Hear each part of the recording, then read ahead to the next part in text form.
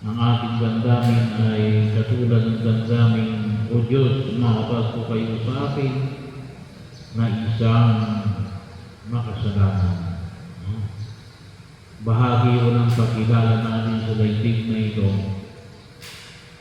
na lalong-lalo na sa apat na pong araw na ito ng paghahanda natin sa muling pagkabuhay ng ating Panginoong Jesucristo ay makita natin ang ating pagiging isang makasalanan.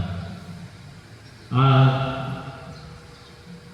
bahagi ho na pinaalala sa atin ng buong may kapal na yung tinatawag nating iskriba kahapon ay pinuri ni Jesus yung isang iskriba.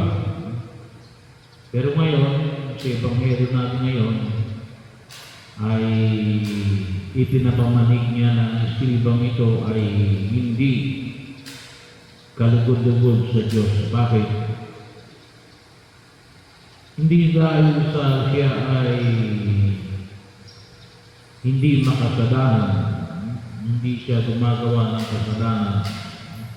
Kasi sabi nga po rito ay siya ay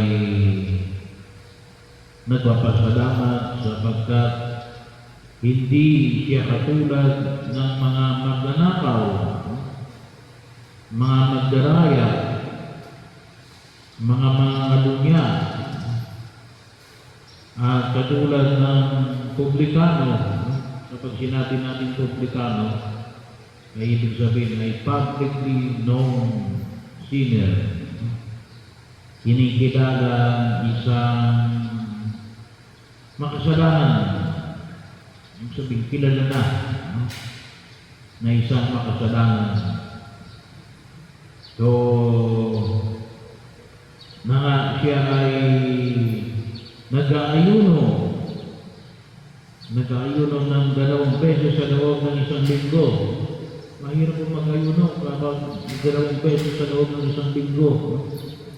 Kaya nga ho kapag Biyernes, nahirapan tayong mag-abstinensya. Kapag araw ng Biyernes, sa loob ng panahon ng Kwaresma, yung hindi pagkain ng karne.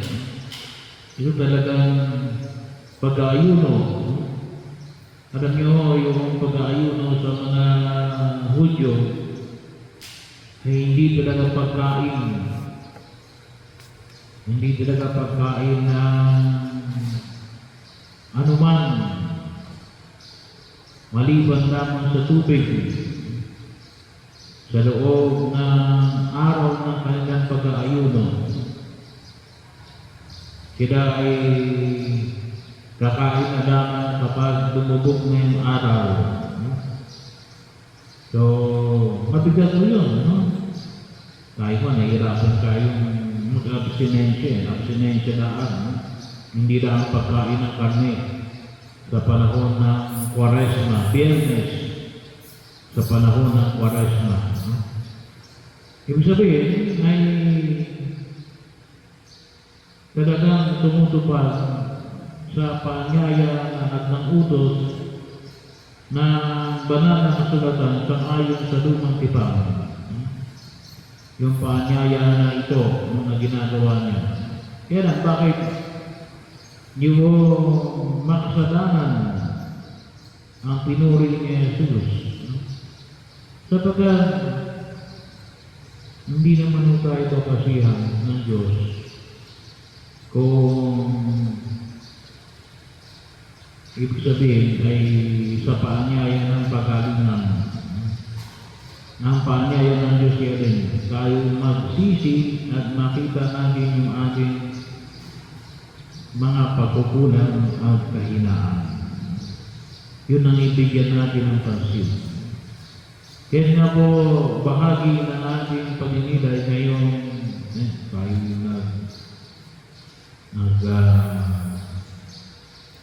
bibisita iglesia.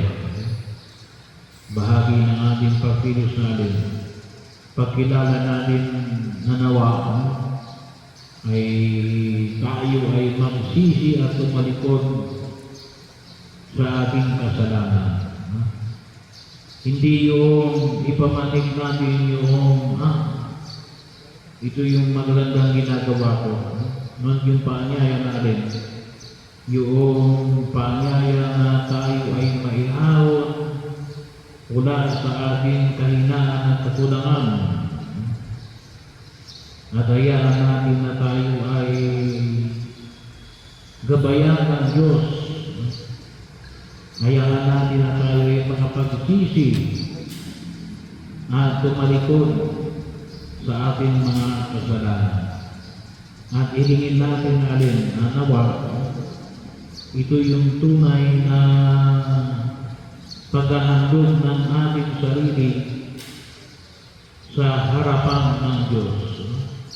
Kaya nga po yung 40 taon na paglalakbay ng mga Israelita mula sa Egypt patungo sa lupang pangako ay pagpapahayag ng alin.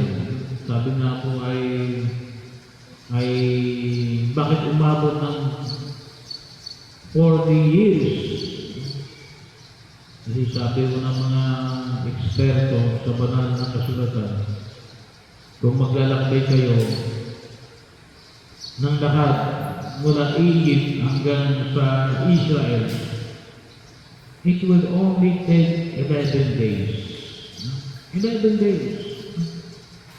Eh bakit umabot ng 40 years? Matigas yung ulo ng mga Israelita. Paanyaya rin mo na kung saan nakita natin itong 40 araw na paanyaya ni Jesus, kasing 40 araw na ng pag-aayuno ni Jesus sa disyerto ay pagpapahayag ng alin 40 araw ng kanyang paglaban sa panunukso ng demonyo. Kinakailangan natin patuloy na labanan yung panunukso ng demonyo na alin umiwas sa lahat ng uri ng pagkakasala. Bahagi yun na huwag natin kalimutan. Iwasan natin yung kasalanan. At kung sasakaling tayo nagkasala, humingi tayo ng kapatawaran ng Diyos. Lalong-lalo na sa kahalagahan ng sakramento ng pangungumpisal.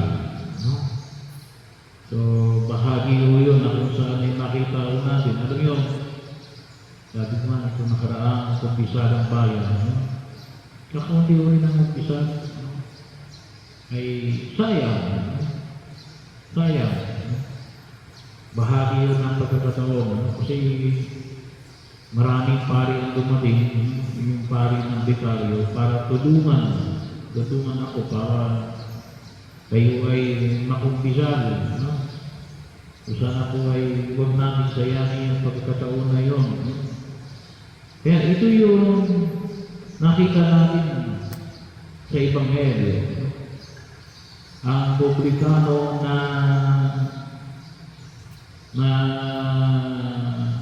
nagsisi sa kanyang mga kasalanan at humihingi ng kapatawaran sa harapan ng poong may kapal. Kaya dito, bahagi dito ng ating paglalakbay ngayon, Bisita Iglesia, ay bahagi rin na ipinamamanhid yung indulensya plenaria, dado-dado na ngayong panahon na ito, ng panahon ng Jubilee year, na matatanggap natin ang indulensya plenaria. Isa ho sa requirement din nila. Hindi yung ipakita natin anong pag ang ginawa natin. Huwag ano yung dapat na hingin natin ang kapatawaran sa harapan ng poong may kapal. Yun nawa yung maliwanag na makita natin at higit tayo gagabayan ng Diyos sa tunay na pagkilos upang pakinabangan natin yung biyaya ng pagliligtas ng Diyos. No? Makita natin yung alin, yung merito na gawa ng pagliligtas ng Diyos. Hindi yung alin, yung galing natin. No? So sana po makita natin yung higit na pagkilos natin na yung galing natin ay higit sa lahat nagmumula sa biyaya at pagpapala na nanggagaling sa poong may kapal. No?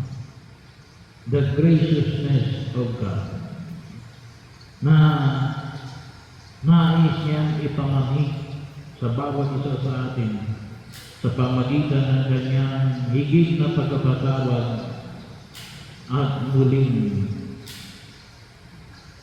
pagpaanyaya sa atin upang tayo ay ilapit sa biyaya ng buhay na walang hanggan.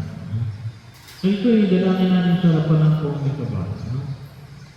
Nawa, makita natin higit sa lahat yung alin, yung tunay nating pagkilos na alin, nang gagaling higit sa lahat saan, sa grasya at pagpapatawad ng Diyos.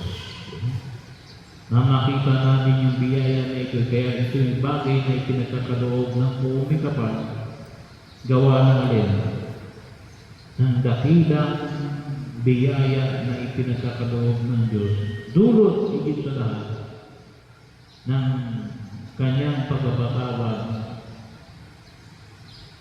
sa ating mga kahinaan at kasalanan. At yun ay may bibigay lamang kung nakikita natin yung ating kahinaan at kasalanan at ilapit natin sa Diyos.